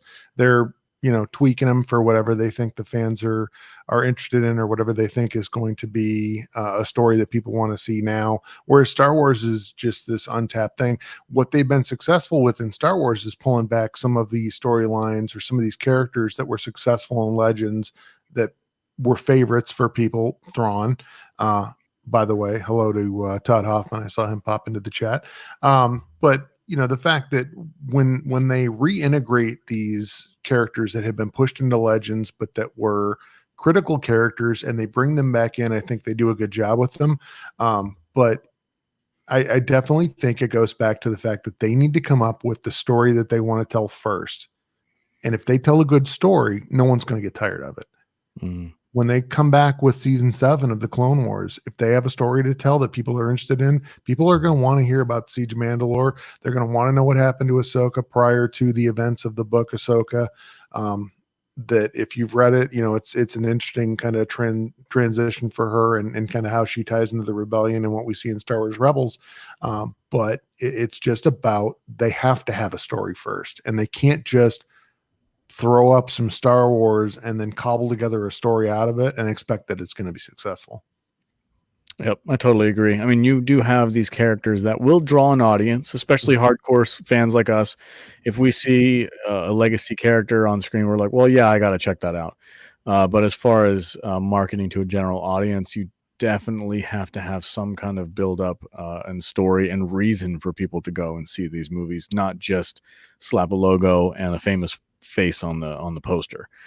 So I'm in 100% agreement with you. And I think we talked about it already a little bit, so we might want to move on. But Solo definitely was like a perfect storm of weird things. You know, the 6 month after The Last Jedi, the backlash of The Last Jedi by a chunk of the fandom, all kind of merged into this one thing where Solo was just kind of doomed from the start, especially with all the behind the scenes stuff. So even though I did enjoy that movie for the most part, it had a lot of things working against it. I posted up Todd's comment. It had everything to do with Solo coming out in May and not in December. I want to push back a little bit on that comment as well, because do we have a short memory? Every Star Wars up until The Force Awakens was released in May. It was a May event. Right. And David has also said that Star Wars films are more of an event than Marvel. But they used to be. Yeah, but you know, when they announced that Star Wars was going to switch release dates from May, from the summer tentpole movies to December, I was a little ticked off, because traditionally, you know, Star Wars has always been a May movie, May 25th, right. May the Force be with you, you know, all that stuff. So, and I'm still pissed, damn it. I had you. That's more of a Revenge of the Fifth guy. That's just fan service, bro. The whole May release date. You don't need that. December, I mean, arguably it worked out really well for them. Disney and Star Wars kind of owned the December release after The Force Awakens came out. Nobody wanted to release a movie in December because they didn't want to go up against Star Wars. So it makes sense that they would want their saga movies to come out in that time frame, because they didn't have any competition. It's the Christmas weekend. You got all this family time. People want to take their families out to go see the new Star Wars movie. It's a business decision, and I think it worked out for them as far as the money goes. And I think releasing Solo in May would have been more of that callback to the old school fans, where you're like, hey, we're releasing, it's May the 4th, go see a Star Wars movie in May. You know, it's not a big tentpole movie, it's not an episodic movie, but it's like a little like, hey guys, you know, we're one to make movies for you fans, so here it is in May. I think that really could have worked out really well for them if all the other ingredients that happened would have been different. I think Solo could have been just fine. Yeah. I don't know. I don't work in Hollywood, so I don't know what I know. You don't? I thought you were. No, I just watch movies and talk about them. Right. Yeah, there's definitely a lot of factors that come into play when marketing a huge movie like a Star Wars. But you know, I mean, you know, Rogue One did very well, I think. I'm not sure what the final numbers were, but it did surpass $1 billion, I think. Didn't it? I don't remember. Rogue One, yeah. I'm not sure what they were. Maybe worldwide. I'm not definitely. Yeah. Worldwide. Okay. But you know, I think I remember saying that after The Force Awakens and Rogue One. Yeah, it was 1.056 billion. Yeah. I remember thinking that Disney made their money, half their money back, just with 2 movies. So there was a lot of hype, after Force Awakens. Man, they knocked it out of the park. Yeah. The beautiful thing for them is that anything not tied to the original chapter films has unlimited potential for them if they can come in with a good storyline that people are gonna want to enjoy. You with the story. What is it with you and the story? I mean, I'm telling you, it is about story.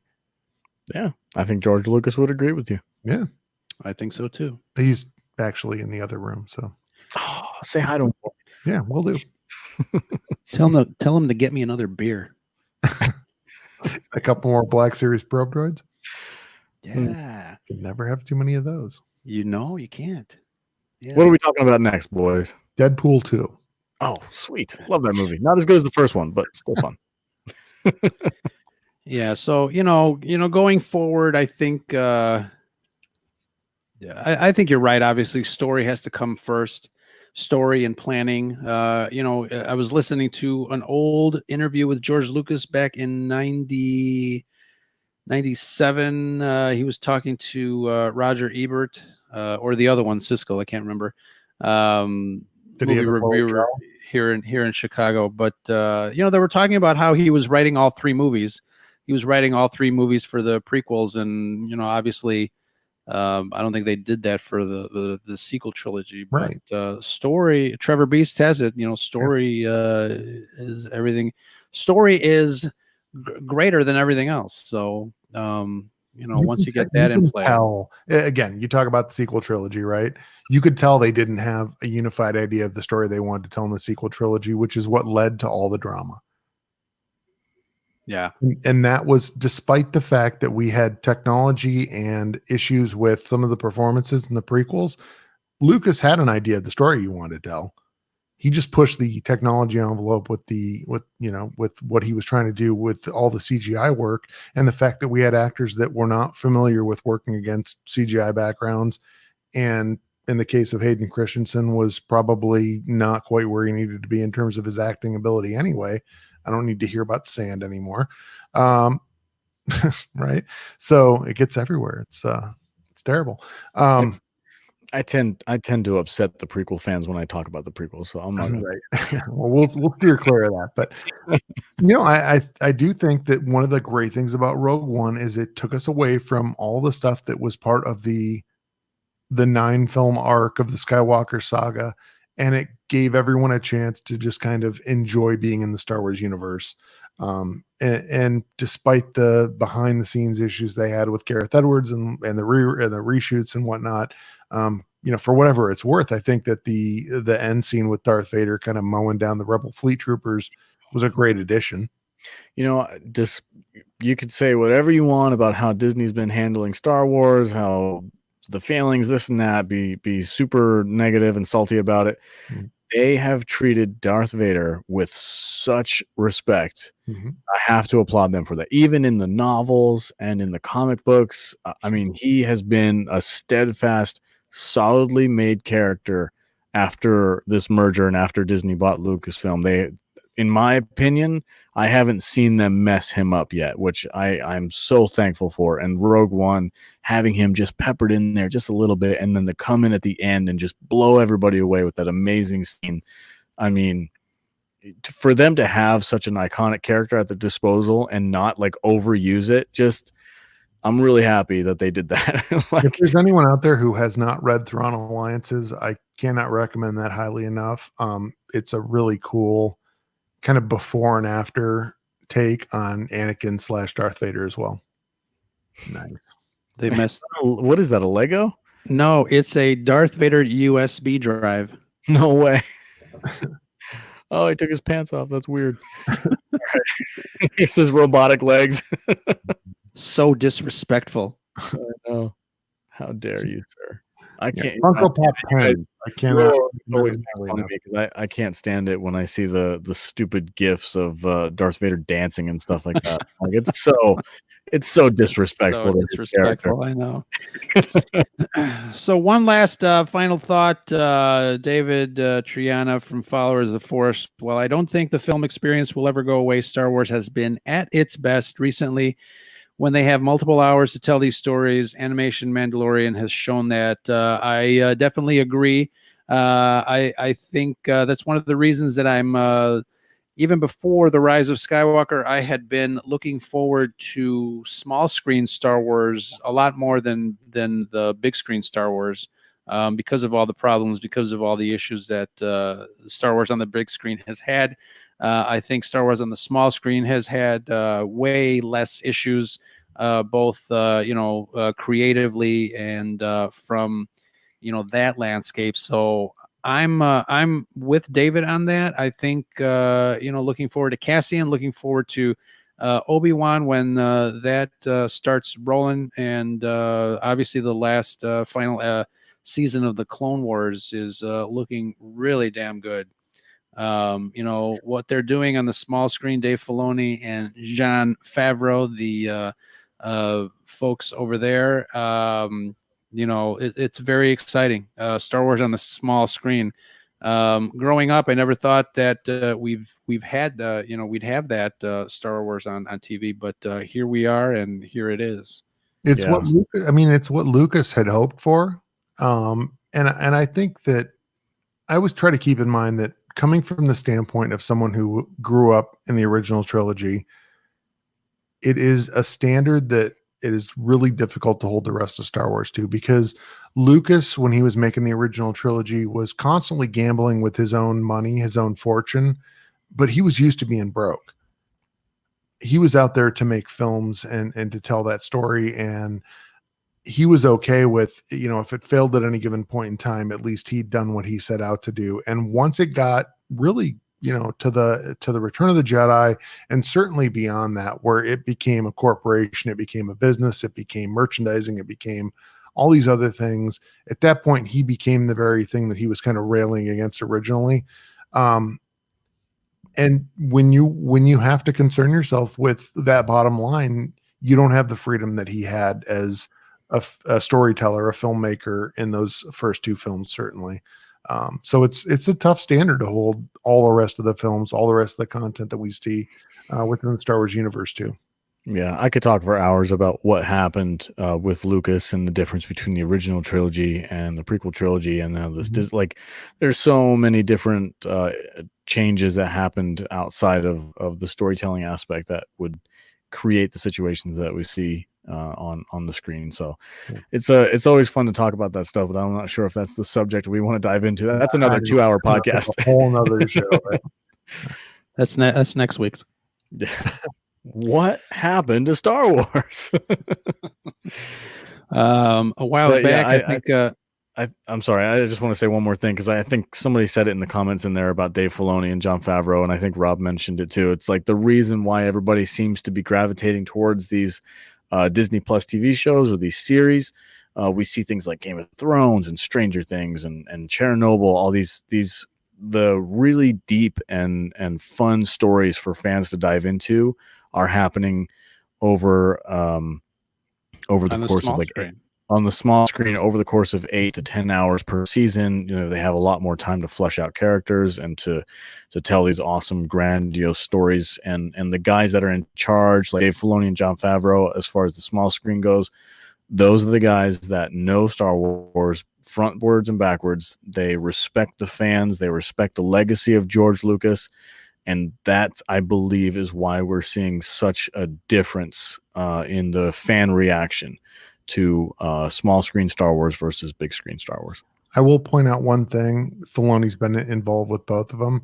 The only time we've seen a TIE fighter with wings that fold the way that Giancarlo Esposito's TIE fighter wings fold is with the Inquisitors and Rebels. So bake your noodle on that, I guess.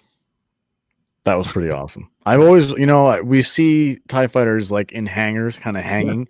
Yeah. And they have the scaffolding, but I don't think we've ever seen one land. That was pretty awesome. That was cool. And when the wings started folding, I'm just like, I've only seen that one other place. And granted, the Inquisitor TIE fighters had kind of like that in between a regular TIE fighter and the TIE Advanced with the, the angled wings. But I'll be interested to see where they go with this character of Moff Gideon. I hear we're supposed to get in lightsaber fights in season 2. Break my heart. That's exciting. I tell you, one of the things that I would love to see them do something with is the survivors of the Jedi Purge. We know that with Kanan Jarrus and certainly with the Jedi Fallen Order video game, that is an area where there's lots of interesting stories to tell. And that is something where I think that they could really dive into that's close to the current timeline, but with characters that we're not that familiar with. Yeah, I'm kind of split on that. As far as like after Order 66 and the Jedi Purge, I mentioned this last time, I think, on another podcast, but I like the idea that Luke and Leia were literally the only hope for the galaxy. To have like Ahsoka and Ezra and all these other characters running around, I feel kind of takes away from the original trilogy's kind of leaning on that, how special Luke and Leia were to the galaxy's fate. So like I'm not super into that storyline as far as the survivors of the Great Purge. Like I'm like go for. I like Return of the Jedi. You know, when the Republic is trying to build their control over the galaxy, the Mandalorian timeline. That's a good spot to go. Having the idea that Luke is out there trying to restart the Jedi Order. That's kind of a cool aspect to talk about. But that I totally agree on. I will respond to you with the same thing I said during the fan service episode, which is that the importance of Luke and Leia was more their relationship to Darth Vader being his children, less their Force abilities. And I still feel like that. I get what you're saying. I mean, all of a sudden we find out that instead of Luke being the last hope for the Jedi or Leia being the last hope for the Jedi, we have Ahsoka, we have Kanan, we have whoever else. We've got Cal Kestis, we've got all these potential Jedi or Jedi younglings or Jedi Padawan floating around out there. You definitely have a solid point. I can't argue that. Yes, it's very much the relationship that they have. To give you time. It's very. This is why I do podcasts in person. But yeah, to Rob's point, I mean, the Luke was the last hope for the galaxy, not for his Jedi powers, but for his relationship to his father. Totally agree with that. Yeah. But any last thoughts, guys, before we are almost going on 2 hours. Didn't realize it, but can't believe you guys have been listening to us talk for 2 hours. I know it goes fast. You could have watched Rogue One. I feel like we could do a giveaway for anyone that's stuck in this long. I mean, I've got the Cassian Andor action figure. There we go. Nice. But thank you guys for helping us patrol the streets of Jeddah on tonight's episode, where we gushed over Rogue One. I really wanted to get some folks in here that didn't like Rogue One. That I have heard that Rogue One was boring up until the final act. I don't agree. But I guess we scared them off. Nobody showed up that had that line of thinking. Which is fine. I would love to have kind of debated a little bit of that. But Clone Wars is in the morning, so everybody's got to wake up early and load that up. And Alex, I know you for an hour and 6 minutes, we can do a live reaction stream to Clone Wars episode 3, season 7. Hour and 6 minutes. I saw Alex yawning a couple times. So, and his you are the farthest west of all of us. I know, right? It's 11 o'clock here. He's got things to do, man. 5 hours. I do. I got to get up. Let's see. Yeah, you got young kids. I feel for you. All right, guys. Thank you again, everybody in the chat. We're going to turn this into a podcast episode. I'll do some nifty editing. And we will definitely get to Sentry Mode questions in the podcast. We didn't get to them here. No, I want them. He thinks I can't handle it. Oh, okay, fine. Let's see. I got them right here. I probably can't. Sentry Mode. Rob, I think you need to sing the little jingle for Sentry Mode. Mm-hmm. And as soon as you do that, we'll start. What? Sentry Mode. You forgot this. Oh. This is Sentry Mode. There you go. Yeah. Thank you, guys. If you don't want to end up like Alderaan, grab a bottle of Tuscan Tan. Man, we're like you guys should start a band. Yeah. No. All right. So these Sentry Mode Rogue One edition questions were curated by Trevor Beast 454. Mr. Quizmaster on the Star Wars section of Sporkle.com. If you guys want to test your knowledge of all things geek, especially Star Wars, head on over to sporcle.com for more Star Wars quiz goodness. Here we go. Question number 1. What was Michael, and I can't pronounce his name, Giacchino's? What was Michael Giacchino's contribution towards the film? He composed the score. There you go. Yeah. Number In 2. 4.5 weeks. Which character's first line was, "My child, come, come, we have a long ride ahead of us"? Saw Gerrera. Question number 3, Sentry Mode. What did K2SO ask Jin after seeing her blast down another KX series droid on Jeddah? Did you think that was me? Oh, no. Did you know that wasn't me? Did you know that wasn't me? Sorry. There you go. Alex got it. Did you know that wasn't me? Of course. It's a great droid, man. My K2SO was the best. Like, do you want to know the odds of her using that against you? Not me. I can get hot in space. Question number 4. Who told director Krennic that he seems unsettled? Darth Vader. Anakin Skywalker. Your aspirations, director. Don't choke on your aspirations. What a dad joke. I know, right? All right, here we go. Question number 5. You guys are doing pretty good, and I thank you, Trevor Beast, for kind of going on the mild salsa for these questions here this time around. Oh, Rose giving us no respect. These are too easy. Question number 5. According to Bays Malbus, what does Cassian have the face of? A killer. Oh, a friend. Sorry. Yeah. He has the face of a friend. Right. The force moves darkly around him. Yes. Yes. But you know what? That's funny that I would have said the killer too. No. Yeah. No, it was the follow-up from Chirrut. Yeah. Yeah. The force moves strongly or the darkly around him. Yeah. Like someone who's about to kill. I saw earlier in the chat, I think Matt Vader said that he'd love to see a Bays show. I feel like they would be the gay couple. I'm just straight talk right here. There are plenty of hints about the two of them within Rogue One. Question number 6. Oh, there's stop. No, actually, here's question? an opinion question Right. for you guys. Before Jin, Cassian, and K2 arrive on Jeddah, we see a flashback sequence of a younger Jin with her parents on Coruscant. Mm-hmm. NBC just sent me an alert. This was the first time a flashback was utilized in a Star Wars movie. This was the first time a flashback was utilized in a Star Wars movie. On a scale from 1 to 10, how impactful was that scene to the overall story, in your opinion? And feel free to provide reasoning behind your answer and proof of your opinion. No, not proof.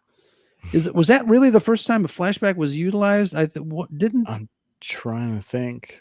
There was a flash forward. Anakin had a vision of the future. Yeah, he's never had a vision of the past. In the prequels, there was something that it wasn't a flashback. It was a dream when Amidala was in labor. Yeah, Anakin was dreaming, so that wasn't. He also alluded to the fact that his mother is suffering, which is kind of like a flash current. Yeah, right, yeah. All right. It is weird though. You feel like there is a flashback, right? Mm-hmm. But I guess there's not. I can't think of anything that would qualify as that. Okay, so to answer the question, The Force Awakens. Yep, The Force Awakens had a flashback or a force vision of Rey's force vision. Yeah, Rey's force. That could be considered a flashback technically because she saw Cloud City in the battle there. Anyway, to answer the question, how impactful was it? Oh, go ahead, Rob. No, I was just going to say I totally called it as soon as they came out with the Rise of Skywalker trailer. I called that ship that was approaching Kijimi was the same one that we saw departing Tatooine or Jakku, whatever. Sorry. I don't remember any of that. Yes. Anyway, so the Rogue One, the flashback, how important was it? Anything that connects Jin to her father, I believe was important, and it helped build her character and the emotional gut punch of her watching that hologram of her father. Anything that added to that relationship, I think, was very important. So I really enjoyed that. I thought that, yeah, that I aspect. thought that flashback was almost a glimpse into the novel Catalyst, because it kind of took place around that time. So that I thought that was pretty cool. I would give it an 8 out of 10 since we were asked to rate it on a scale of 1 to 10. I would say it was important, not just because it established a relationship between Jyn and her father, and the whole Stardust underpinning, but the fact that Krennic clearly was present and knew or should have known that Galen had a daughter. But when he approaches him on at the beginning of the film, and he's like, he has a child. He couldn't even identify the gender. So it's a good look into the mind of Krennic that he is so focused on the construction of the Death Star and this goal that he has that he's not really paying attention to any of the particulars of even the closest people that work around him. So I thought that was important for a couple of reasons. Nice. Yeah. Very nice. Gentlemen, it was a blast. It was fun. And we'll do it again sometime. Oh. We'll do it again sometime. Thank you guys. Thank you guys in the chat. Yeah, for hanging out with us. We are at the 2-hour mark. You guys are gluttons for punishment. But these things go pretty fast. Thank you very much to all of our Scuttle buddies that are in the chat and fellow pod people. Question to win a Cassian Andor Edu Gear character. Nice. For anyone that was willing to stick around for the full 2 hours. Let's see. Cassian Andor question. I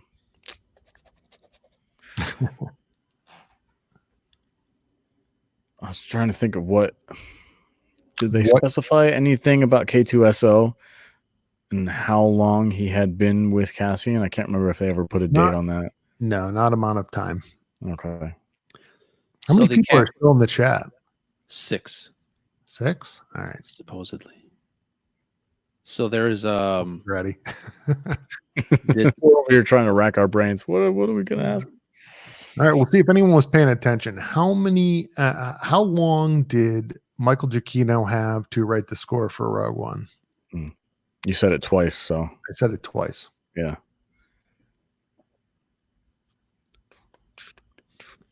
Todd, Mr. Rez. Oh, David. There you go. David, nicely done. Boom. Trevor right afterwards. Man, not too far behind. Yeah, David, go ahead and DM me on Twitter, and I'll make sure I get this out to you. Cool. Yeah, and I still have to send David a microphone that I promised him like 7 years ago. I'll send this to Ro, and then Ro will send it to you. Is it like this one? This is such a cool mic. Yeah, look at that thing. It's sweet. Oh man, that's crazy. It's a quality German manufacturing. Yeah. Boom. This is my naked mic. I put my little puff ball on mine. Yeah. All right. All right, good to go. Really great time. To go. Thank you guys so much. Thank you all. You bet. Thanks. All our friends, everybody. It was and fun. We'll do it again. Yeah, for sure. Yeah. Thank you guys very much. We are the Scarif Scuttlebutt podcast, and we are signing off. Yeah. Thank you guys. You guys have that's the Scuttlebutt. It is the Scuttlebutt.